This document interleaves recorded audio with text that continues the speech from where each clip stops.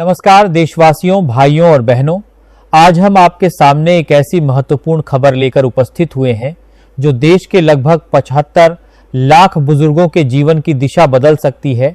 यह कोई साधारण सूचना नहीं बल्कि उन सभी पेंशनर्स के लिए ऐतिहासिक क्षण है जो पिछले 10 वर्षों से अपने अधिकारों के लिए संघर्ष कर रहे हैं। यदि आप स्वयं EPS 95 पेंशन योजना के लाभार्थी हैं या आपके परिवार का कोई बुजुर्ग इस योजना से जुड़ा है तो इस वीडियो को अंत तक देखना अत्यंत आवश्यक है, क्योंकि आज हम उस चर्चित फाइल की पूरी कहानी साझा करने जा रहे हैं जिस पर प्रधानमंत्री नरेंद्र मोदी ने अपनी स्वीकृति प्रदान कर दी है। साथ ही हम यह भी समझेंगे कि कमांडर अशोक रावत के नेतृत्व में चल रहे आंदोलन ने किस प्रकार सरकार पर दबाव बनाया और उसे बड़ा निर्णय लेने की दिशा में प्रेरित किया।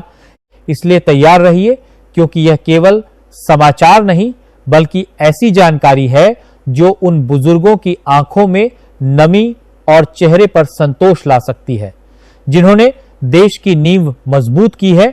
दोस्तों, आपको याद होगा कि कुछ समय पहले दिल्ली के जंतर मंतर पर ऐसा दृश्य देखने को मिला जिसने पूरे देश का ध्यान आकर्षित किया। कमांडर अशोक रावत, जो करोड़ों पेंशनर्स की आवाज बनकर उभरे हैं, सड़कों पर उतरे और सरकार को अंतिम चेतावनी दी। उन्होंने स्पष्ट कहा कि अब प्रतीक्षा संभव नहीं है। यह आंदोलन केवल मांग भर नहीं बल्कि हर उस बुजुर्ग के सम्मान का प्रश्न बन चुका है जो जीवन की अंतिम अवस्था में भी अपने अधिकार की आशा लगाए बैठा है। और अब संकेत मिल रहे हैं कि सरकार ने इस आवाज को गंभीरता से सुना है। विश्वसनीय सूत्रों के अनुसार दिल्ली के सत्ता केंद्रों में इस मुद्दे पर तीव्र हलचल है। प्रधानमंत्री कार्यालय ने इसे प्राथमिकता सूची में शीर्ष पर रखा है और शीघ्र ही बड़े ऐलान की संभावना जताई जा रही है। लेकिन प्रश्न उठता है कि आखिर यह कदम अभी क्यों? क्या कमांडर अशोक रावत की चेतावनी निर्णायक साबित हुई या इसके पीछे कोई अन्य राजनीतिक कारण भी है? जानकारी के अनुसार रावत ने आंदोलन को और व्यापक करने की बात कही थी और चेताया था कि यदि मांगे नहीं मानी गईं तो अगला चरण सरकार के लिए संभालना कठिन होगा। इसके बाद सरकार सक्रिय हुई और प्रधानमंत्री ने स्वयं फाइल का अवलोकन कर उस पर मुहर लगा दी। अब खबर है कि उनकी प्रमुख मांगों को स्वीकार कर लिया गया है। हालांकि एक बड़ा प्रश्न अब भी बना हुआ है कि लाभ सभी को मिलेगा या कुछ शर्तों के साथ सीमित रहेगा। क्या यह 75 लाख पेंशनर्स के लिए वास्तविक राहत बनेगा या इसमें भी कोई प्रावधान छिपा होगा? आइए विस्तार से समझते हैं। सूत्र बताते हैं कि प्रस्तावित व्यवस्था में पेंशन को 3 श्रेणियों में बांटने की योजना है। पहली श्रेणी उन बुजुर्गों की है जिन्हें अभी मात्र 1000 रुपये या उससे कम पेंशन मिलती है।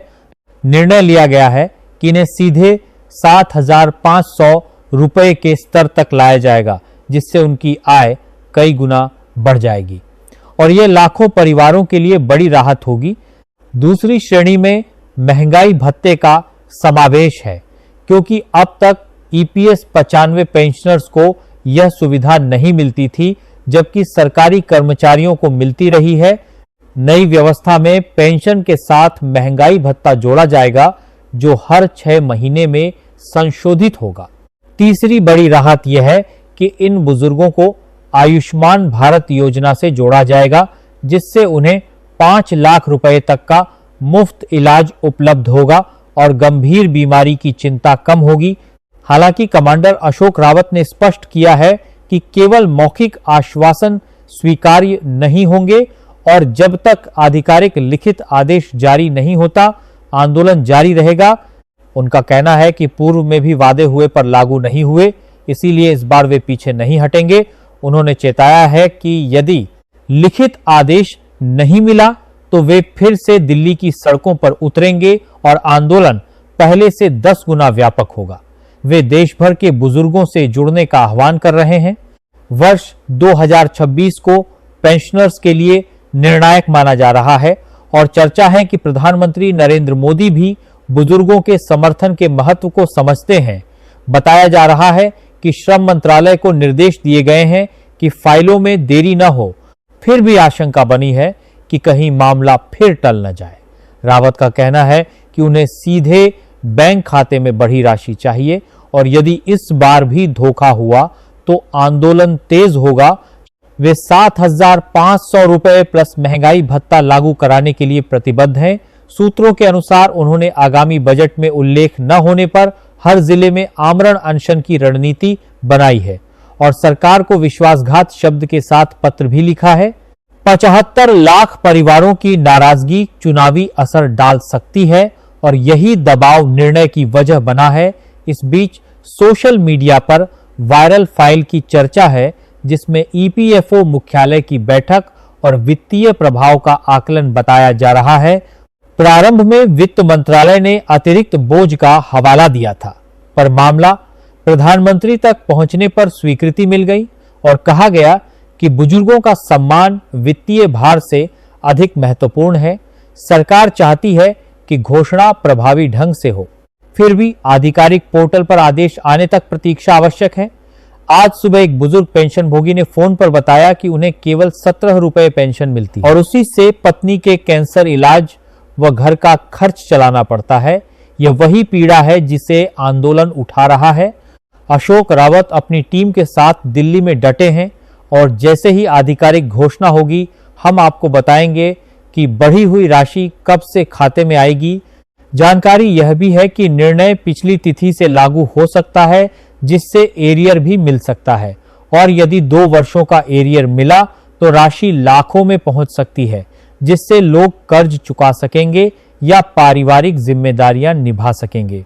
रावत दोहरा रहे हैं कि 7,500 रुपए प्लस महंगाई भत्ता लागू होकर रहेगा और वे न झुकेंगे न रुकेंगे। अंततः प्रश्न यही है कि वर्षों बाद यह निर्णय क्यों? सूत्र बताते हैं कि सरकार सामाजिक सुरक्षा से जुड़े मुद्दों पर असंतोष नहीं चाहती और बढ़ती संख्या के कारण यह विषय गंभीर रूप ले चुका था। यदि मांग टाली जाती तो इसका प्रभाव सड़कों के साथ चुनावी माहौल पर भी पड़ता और इसी कारण प्रधानमंत्री स्तर पर इसे प्राथमिकता दी गई है।